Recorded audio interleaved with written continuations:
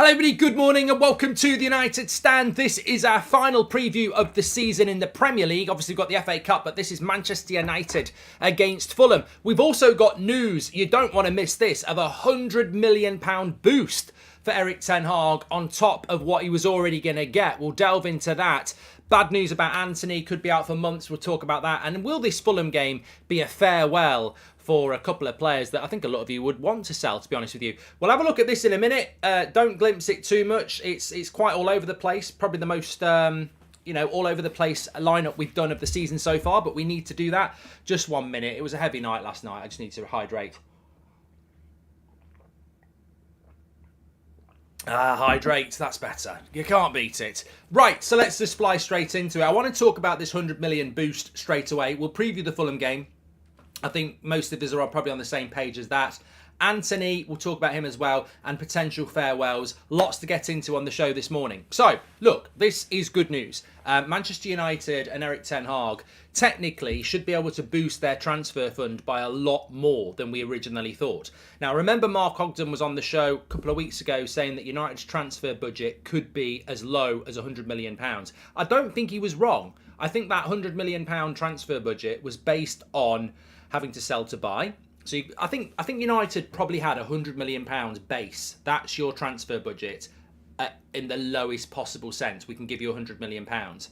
If you sell players, you can go beyond 100. So if you sell Henderson for 30 million, we'll probably give you 25 million of that. So you go to 125. So I think the £100 million base is correct. And if we can sell another £100 million of players, we can probably get that up to about 100, 180, 190, because they'll take a cut off, won't they? Another way that United can boost their transfer budget is in two ways. First of all, the qualification for the Champions League, we would have lost, I think, £50 million from Adidas if we hadn't qualified for the Champions League. Because if you don't qualify for the Champions League for 2 years with Adidas, their sponsorship drops down to, I think it drops to either 50 or 25. But effectively, it will stay at £75 million a year. So that's a boost of about 25, could be even 50 million for United by qualifying for the Champions League. So that's one way that Ten Hag has boosted his potential transfer fund, because 2 years out of the Champions League with Adidas is about a £50 million drop. So we stopped that happening by qualifying for the Champions League. So on top of the 100 million base, on top of adding to that with sales, you've also got an extra lump of money coming in from the Adidas deal. On top of that, and this is really interesting, Simon, I nearly became Jim White there. But on top of that, where we finish in the league this season is really, really, really interesting, because last season we picked up about £30 million for finishing sixth. This year, the payments that you get for your position in the Premier League have been boosted by international broadcasting rights, which gets distributed fairly based on position in the league. So Man United, if they finish fourth, will earn around £65 million. If they finish third, they'll earn about £70 million. So compared to 30 million that we got last year, that's a boost of 35 to 40 million quid. So very, very quickly, you can see that as much as people don't like this, if our base transfer budget was 100 and you've maintained the Adidas deal by getting into the top four, that's another 30, 40 million, 50 million maybe. And then finishing third or fourth is another 30, 40 million from what you got last year. Suddenly that budget, and look, quite right in the chat, some people are saying it depends whether they give Ten Hag the money. Well, of course, where is that money going to go? It can't go for dividends. Some of it might have to go on, debt repayments, which are always going to be there. But the cold, harsh fact is there's about £100 million by finishing in top four this season that we wouldn't have known for definitely a month ago. So people can say, well, it's not good news, Mark. It's, it's make-believe. But it's not make-believe. It is a fact. If we'd finished fifth, we'd be about £80 million worse off if we'd finished fifth. If we finished sixth, we'd probably be about £100 million worth off. So there's an extra, there's up to another £100 million that's been secured by getting into the top four. It's a fact. Now, where's that £100 million going to go? It should be going towards the team. And What I'm saying is there was always £100 million to spend anyway if we'd finished 5th. There's another £100 million that's come along because we finished 4th or 3rd. A lot of that money should go to Ten Hag plus sales. You can see, what I'm trying to say is you can see where £250 million is coming from now, because if you had a base of 100, another 80 or so from finishing in the top 4 like we've just discussed, and then another 80 or so from sales, there's 260 million there. So I think it's good news. I think there is opportunities there now that we've got top 4 that you can say, I can see how we're going to spend 250 million again. Blakey, welcome to the Members Club. Parksy as well, you're legends. Thanks for supporting the channel. And Paul Woolley's a massive legend because he's just gifted us 5 memberships. So I hope that makes sense. There is money there. There is money there, and Ten Hag should be rewarded with it, because ultimately a lot of that extra money is coming from Ten Hag getting us into the top 4. On Anthony, bad news about Anthony. This is it's not been officially put out there yet, but there are strong rumours. Well, even Erik Ten Hag said it was a serious injury. 2 months minimum out for Anthony, which would mean 2 months out puts him out till the end of July, which means he won't be on pre-season. This is apparently a recurrence of his ankle injury he had at the end of last season for Ajax, which was quite a bad injury. So, look, a lot of people have divisive opinions on Anthony. I like him. I was excited when we bought him. I'm going to take this away from performance and flop and next year being a big year and this year's been a good year and whatever anybody wants to dial in on Anthony and say he's a flop, he's a genius, he's had a good year, he's had a bad year, next year's the pivotal year. There is an issue with Anthony here. I'm just going to say it. He's quite injury prone. He picks up quite a lot of injuries. And I've waited till the end of the season to say it.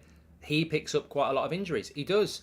And, you know, it could be a problem for us. I like Anthony. I think Ten Hag loves Anthony, and I think he's a massive player for us. But he picks up a lot of injuries for a player of his age. And there seems to be a red flag around his ankle. Now, we'll have to keep an eye on that. But over the season this year, he's actually probably gone unnoticed how many times he's missed games. Like, it must be 4 or 5 separate times. They're not normally long. It's normally a couple of weeks here and there. But that's something we need to get right over the summer.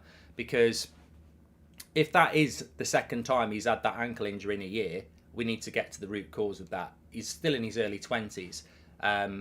Hopefully he's going to have a long career at United, but the summer's an opportunity. If he's going to miss pre-season, let him miss the first few games of the season as well, and let's take time to have a look at what the issues are, because he's picking up a lot of injuries. We wish him all the best. I think he's a fantastic talent. I think we know that Ten Hag thinks that, and it is a bit of a blow, and it's a big blow that he's going to miss the cup final, but so's Martinez. Let's get to the bottom of it, because next season, I think he's had a lot of unfair pressure on him from the external media over the last year. And basically it was because he did that spin at the start of the season and people have been on at him. He's had a decent first season for Man United. There's a lot of improvement there and we want to see that next year. John Wayne, thank you very much for joining the Members Club. And let's hope Sancho steps up with Anthony out, says Tony Cox. Well, let's move across here. Oh my God. Oh my God. What's happened to my thing? I don't want that. Get that sorted out. Let's move across here, and we've got Fulham tomorrow. Obviously, if we beat Fulham tomorrow, we have got the opportunity to finish 3rd. If we win, we finish 3rd. I think if we draw and Newcastle draw, we finish 3rd. Obviously, if Newcastle win and we draw, I think we're on the same points. Maybe not. Look. If we finish, basically, we need to better Newcastle's result or equal it. That's all we've got to do. Actually, all we need to do is equal Newcastle's result. If we lose and they win, they'll go above us. So, yeah, it's as simple as that. We're at home against Fulham. How likely is Mason Mount and Man United this summer, in your opinion, says Wong. Can I come back to that in a minute? Because my mind's not ready for that sort of stuff this morning. So, we've got Fulham tomorrow. I think Fulham will come and express themselves. I think Ten Hag always wants to win. This is the week before an FA Cup final. And Newcastle are playing Chelsea away, L30. So I think that what we need to do tomorrow is acknowledge that this could be farewell to some of these players. And hopefully it is, because we're going to have to be ruthless in this window and we need to generate money. I'm going to say that that's the team we should select.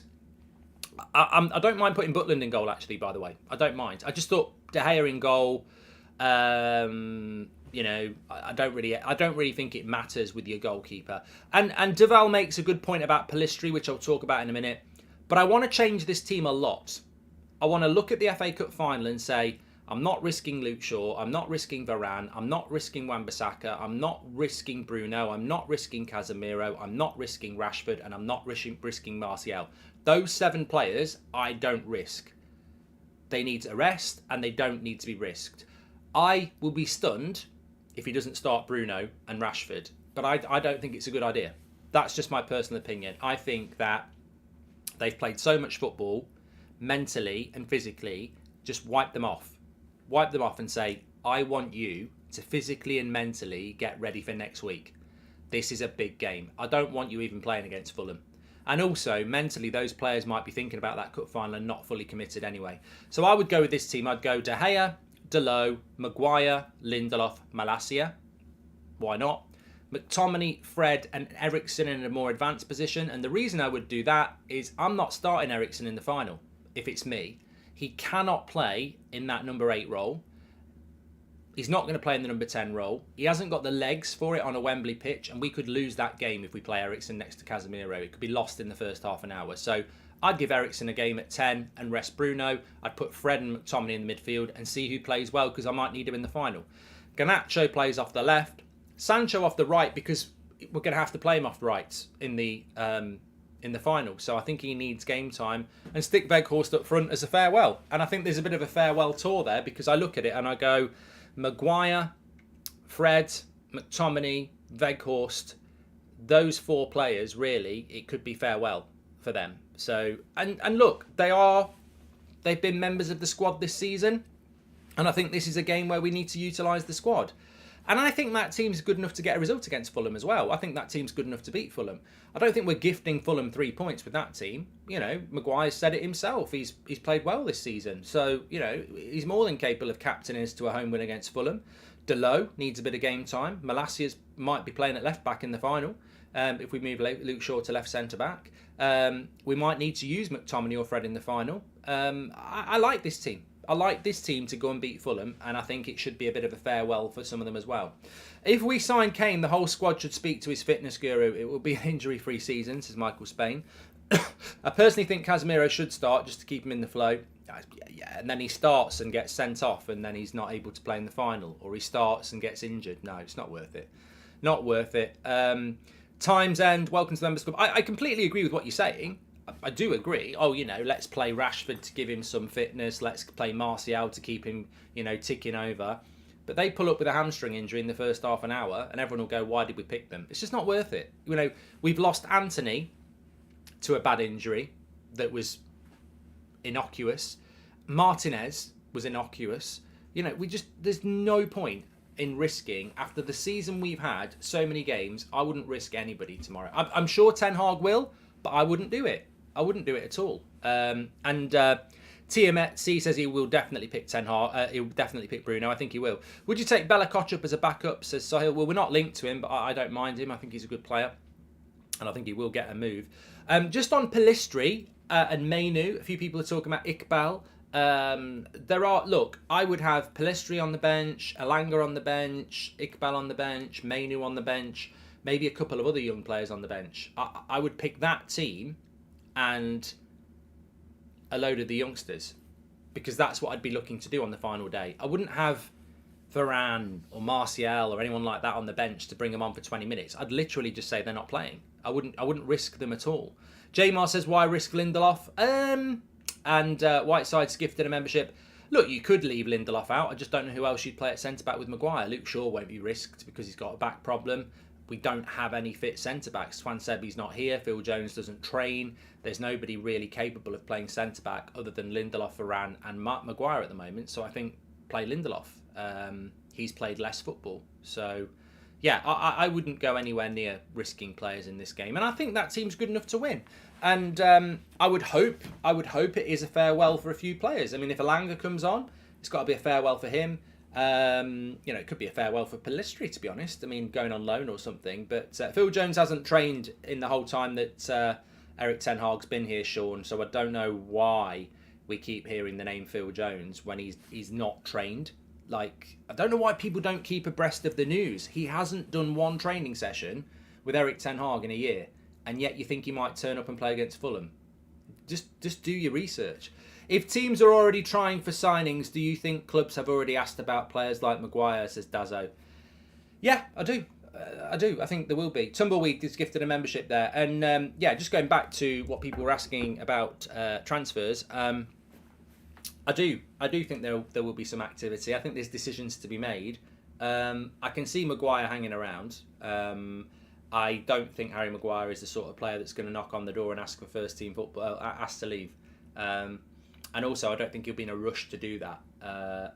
He doesn't strike me as the sort of person that is capable of, realising that, he's not good enough to play for Man United. We've seen some of his interviews. I think he genuinely believes he's as good as Varane and Martinez. So I think he's going to need that conversation, really. And I think the first conversation will be with Gareth Southgate when he's with England. And I think Southgate will say, look, I want to pick you as my starting centre-back in the Euros in a year's time, but you can't have 2 years, you can't have another year like that. So really, what's your plans? Because I think you need to be playing first team football.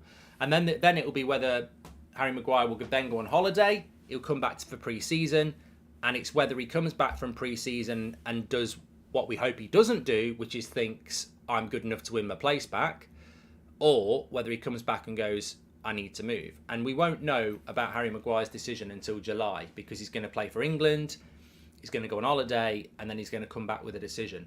I personally think Ten Hag should sit him down and say, you're up for sale.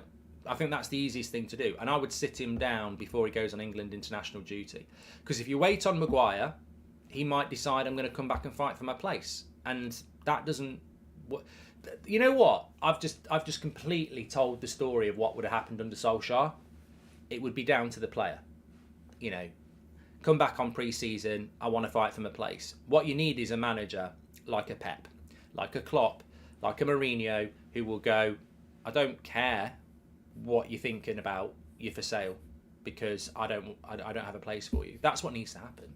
And if I was Ten Hag, I would do that ASAP. I might have even done it already. I would say, look, I know you're going to go off on England duty, I know you're going to have a holiday, and I really appreciate what you've done for me over the last year. I think you're a good player, but you're not part of my plans. So I would be speaking to your agent about finding opportunities, because you're not going to be part of my plans next season. And that's what a good manager does. But we're so used to it being in the power. We're so used to player power at this club, and it has happened where a player goes, I'm going to have a think about it on holiday, and then they come back, they start pre-season training, and they're like, no, I like it here, I'm going to work hard. And that's weak management, because I don't care how hard you're going to work. I've seen you for a year, you're not what I want. I want to bring another centre-back in, and you're not part of my plans. So, the sooner you tell a player that, the better. And I hope that happens, because it might be the same for Fred. It might be the same for McTominay. It should be the same for Henderson, Brandon Williams. There's a few players where this message needs to go out in May, because that means that their agents can start talking around. And when they're on holiday, sipping a pina colada in their swimming trunks, they can have a phone message going, Everton want you, West Ham want you, and that's what the holiday should be used for. Would you take Eze from Palace, says Drew? I think he's a fantastic player. I don't think he's a player that United are looking at, though. But yeah, fantastic. Ross, welcome to the Members Club. Appreciate that. Somebody did ask me about Mount and Rice and whether I think they'll come to Manchester United. Look, things can change really, really quickly. And I think that... it's always dangerous to say it's definitely going to happen, because United haven't even got to that point where terms have been agreed with the player yet. There are many stages to a transfer, but in a summary, you have interest from player and club. Then you have terms agreed. Then you have speak to the club, agree a transfer. Then you have deal done. Then you have official deal announced by the club. So I would say that with Rice and Mount, at the moment, we're at the point where the players are very interested in joining United. United are very interested in them. but we're not at the point where we're agreeing terms yet. We're not at the point where we're speaking to West Ham or Chelsea yet in relation to a fee. I think with Mason Mount, he should come to United because Ten Hag really wants him, but he could get persuaded by Chelsea to stay with a new manager coming in. I think with Declan Rice, I think he's got a lot of options, and I think he knows that Man United is probably the best option for him. So yeah, I think there's more chance of Rice at the moment, but there could be a bit of, you've got more chance of getting them if you get them as a pair. So we'll have to wait and see. But look, we're definitely looking at those players, and we're definitely serious about getting them. So I hope we do get them, because if that's what Ten Hag wants, I want him to get what he wants. If Maguire does stay, does Bruno become the official captain next season, in your opinion, or will it be another Azpilicueta situation, says James? And Tony Cox has just gifted a membership. The captaincy next season will be very interesting, because you know what, actually it's good timing.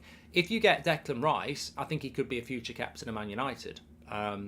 He's got that captain ability, so you're buying a player that's another leader, aren't you?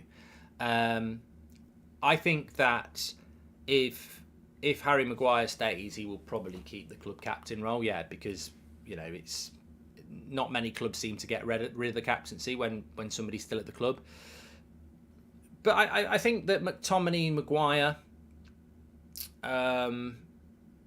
there's a few other players are in this position. If they want, it's a simple point of do you want to stay at Man United and be a bit part and be part of that Man United machine as a bit part, or do you actually want to play football? I mean, I saw us on Thursday night against Chelsea, and they cut to the dugout at the end of the game, and Harry Maguire's just walking down the steps. He's not even come on the pitch. And I thought, bloody hell, I don't even think about him anymore. He's like, he's not.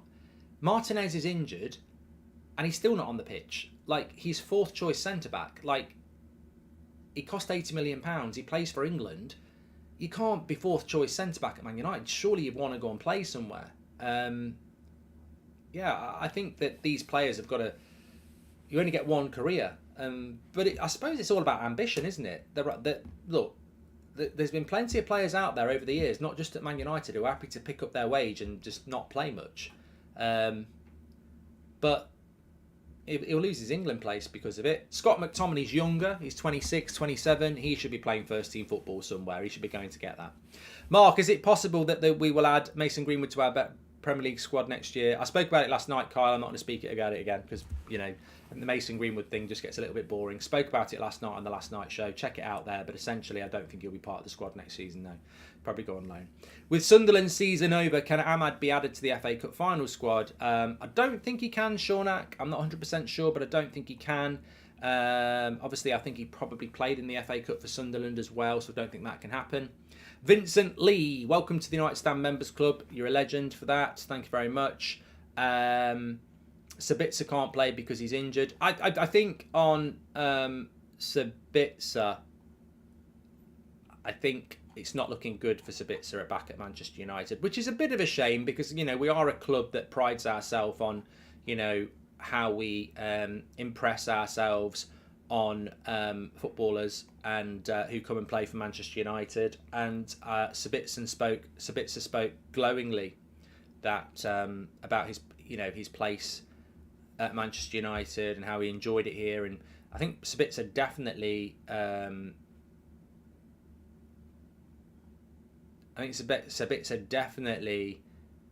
wanted to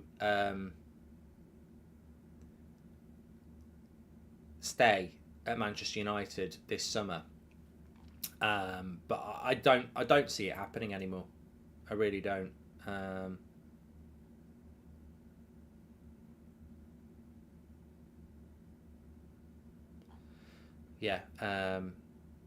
I don't think that's necessarily a shame. I just think, sometimes you got to be ruthless, haven't you? There'll be people out there who desperately do want to see certain players stay that will be sold. And there'll be players out there who desperately want to see certain players sold that are going to stay. You know, I don't need to name names, but I don't think with Sabitzer. I don't see Sabitzer staying really. I think the injury is he never got a good run. You know, sometimes you miss the bus, don't you? And you're pissed off. You know, you think, oh, if only I'd have got up 5 minutes earlier. If only I hadn't had another bowl of cornflakes. You do. I was reading something there, Dylan. Sorry, I was in a different world. I was reading something because I thought I was thinking about bringing it into the show, but it's actually ultimately boring. But yeah, sometimes you miss the bus in life, and sometimes it's not your fault. And I think with Sabitzer, he's missed this opportunity. You come to Manchester United in January. We've got midfield holes to fill. You've got to stay fit. You've got to play well. I think he did. I think he played well, but I don't think he stayed fit enough. And I think that's the end of the road for him. I don't think we'll go for Sabitzer now. I might be completely wrong. You never know with Ten Hag. He has these specific players that he likes. Would you prefer Ferguson or Højlund, and why? I'd love to hear your valuable opinion on it, says Dragon. Well, I wouldn't class it as necessarily valuable, but I'll certainly give you my opinion. If I could choose between Evan Ferguson and Rasmus Højlund, I would sign Evan Ferguson, and I'll tell you for why. He's already proved he can do it in the Premier League, which is a bit of a hypocritical statement because I don't like Premier League proven as a reason. But at 18 years of age, to be leading the line in a Premier League football side, I reckon that's a big deal. I also think he reminds me of Alan Shearer at Southampton, and I'm old enough to remember that, where he's got raw attributes at everything. He can finish, he can link up the play, he can hold up the play, he's relatively quick, he's good in the air, he's physical, and he will get better. He's 18. I'm not judging him as an 18-year-old, I'm thinking about where he'll be at 22. That's 4 years. So I think Evan Ferguson is the player I would go for. On the other hand, Rasmus Højlund could end up being a better player. I just would go for Ferguson for the reasons I've said. I've seen more of Ferguson than I've seen of Rasmus Højlund. On the flip side, it's close. I'd probably be 60% Ferguson, 40% Højlund. I just haven't seen enough of Højlund, and I've seen more of Ferguson. But what I have seen of Højlund, I do think, again, you've got a very technical, and he's a very tall player. You've got a very technical player there who, again, will get better and better. Correct me if I'm wrong. I think Højlund's a bit older than him. But look, I think for me, either of those two players I'd be very happy with. And I wish there was a scenario where we could bring in an experienced striker and a striker like that, because I think we need both. I do actually think you need a Kane and a Højlund, or an Osman and a Ferguson. I think we forget that we need two strikers. A lot of people want to get rid of Martial this summer, and I'm like, so we're going into next season with one striker, the new one. Are they going to play 60 games? We literally are one injury away from a nightmare again. You buy Harry Kane and he breaks his leg, who's playing up front? We are very light up front even before we buy the striker. Cavani wasn't replaced, Ronaldo wasn't replaced, Martial's always injured, so we're basically 3 strikers down and we're going to buy one. Hi Mark, why don't we sign Evan Ferguson this window? He's going to cost a lot more next summer, says United. Because I don't think he's for sale. I don't think he's for sale. And football has changed so much that I think a few years ago you could knock on Brighton's door and say, we want Ferguson, and they can say he's not for sale, and we'll go, yeah, he is. And then he will be for sale because the big clubs have got the power on the small clubs. But the way the Premier League has distributed its wealth and the way some clubs are run now, they literally can say to Man United, we're not selling him. He's not for sale. So, you know, I think that's for the betterment of the Premier League, but, you know, sometimes it's not because it makes it difficult for us to get hold of players. But you can't bully these clubs into selling players now. I think what's actually happened there is the contract will have been signed. Ferguson's representatives will say, look, long term, we want him playing for Man United or Liverpool or Arsenal or whatever. And we'll sign this contract if next summer you listen to serious offers. And Brighton probably go, that's absolutely fine. That's our model anyway.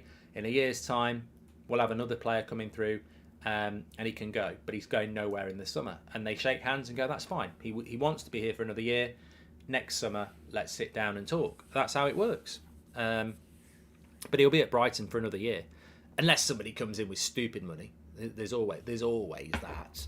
There's always that opportunity, of course, but we're not going to go in there with stupid money. And the only club that seems to go in with stupid money in those scenarios is Chelsea, like they did with that. In relation to the sale, anything on that, Mark? Mark, honestly, how likely do you think we are to stop City from winning the treble, says Anaban? I think it all comes down to next Saturday afternoon. The name Ferguson means he's going to play for us, says Luke. On the sale, I saw somebody saying they're going to announce who the new owner is after the FA Cup final. That'll be Sir Jim if they do that. If they're going to wait until after the FA Cup final, which they probably are, I'd say it's going to be Sir Jim, because no one can come out.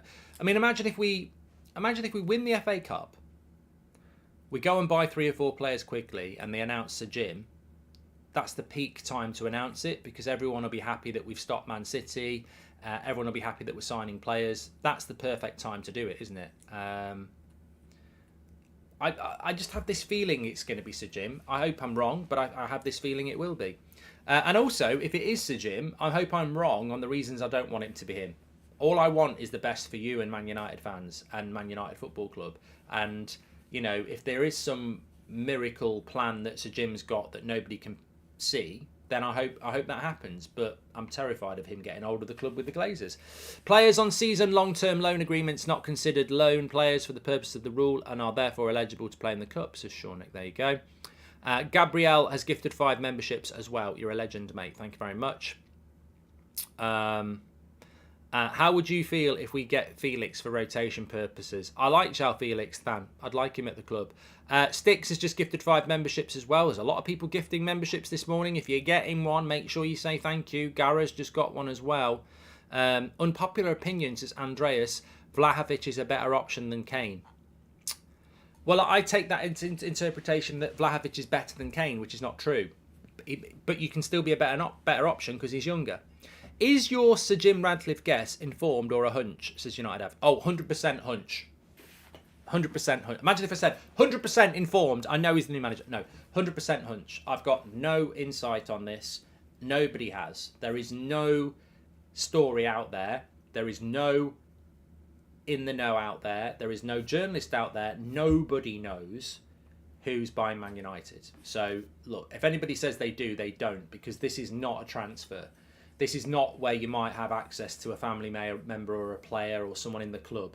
This is the sale of Manchester United. This is on lockdown, and there is no story out there. This is just a hunch, because I just feel that I can imagine the club keeping the Glazers because we're used to it, and Sir Jim, you know. And maybe that's a psychological thing, because we know what ownership's like under the Glazers. We just assume it will carry on, and we don't know what life with Qatar would be. Imagine if it was Qatar, it would be announced already, says Lee. Not if the Glazers haven't made their mind up. I wouldn't start doing Olympics in your mind about where this is going to go, because, you know, as I've said before, maybe the Glazers think they are going with Sir Jim, and then Qatar come in with another big offer. Like, you know, it could rumble on all summer. You know, Man United might start. I think there's just always been this assumption that we're going to buy players, that we're going to, you know, that we need to be sold to buy players. As I said at the start of the video, if the baseline 100 million transfer fee is there, and then we've made another 100 from being in the top 4, and then we sell players, there's 250 million there. That's a good start for Ten Hag. You know, this club might not get sold till September. You know, we're all assuming it's going to happen soon, but if they can sign players, they might not sell it yet. They might just keep it rolling through the summer. Who knows? Would you take Sesko? Yes, John, I do like Sesko. Early top 4 next year: City, Liverpool, Newcastle, Chelsea. Jack, you are living in a fantasy world.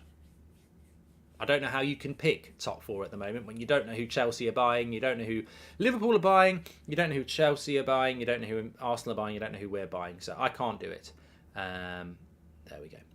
Anyway, look, thanks everyone for watching. That is your preview. You're a legend, says iTrix. Thank you. Well, so are all of you. I really appreciate your time this Saturday morning, and I hope whatever you're doing today, because there's no football, it's good.